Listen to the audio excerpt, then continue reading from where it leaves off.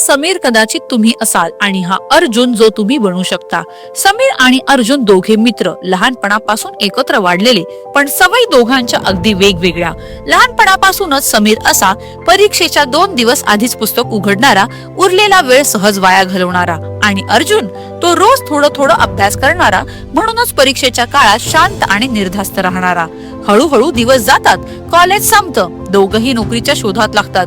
समीर रोज म्हणायचा, आज नाही मिळाली उद्या मिळेल, पण तो बसूनच राहायचा, हातावर हात ठेवून नशीब बदलण्याची वाट पाहत। आणि अर्जुन तो म्हणायचा, मिळेल तेव्हा मिळेल, पण रोज काहीतरी नवीन शिकायचा, कौशल्य वाढवायचा, स्वतःवर काम करायचा।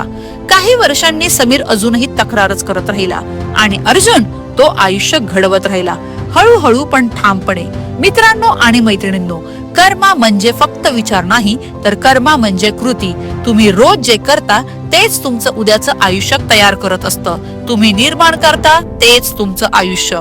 कोणीही येऊन तुमचं आयुष्य घडवत नाही, तुम्हीच ते घडवता, रोज शांतपणे आणि कृतीतून। हा व्हिडिओ त्या समीर पर्यंत पोहोचू द्या जो अजूनही अर्जुन बनू शकतो। तुम्ही कोण आहात हे कमेंट मध्ये नक्की लिहा, समीर की अर्जुन, आणि उद्यापासून कोण बनायचं आहे तेही नक्की ठरवा। ही रील जर तुम्हाला आवडली असेल तर आत्ताच याला लाईक, शेअर आणि सेव्ह करा। आणि हो, अशाच कर्माच्या पुढच्या सिद्धांतांसाठी या अकाउंटला लगेच फॉलो करा।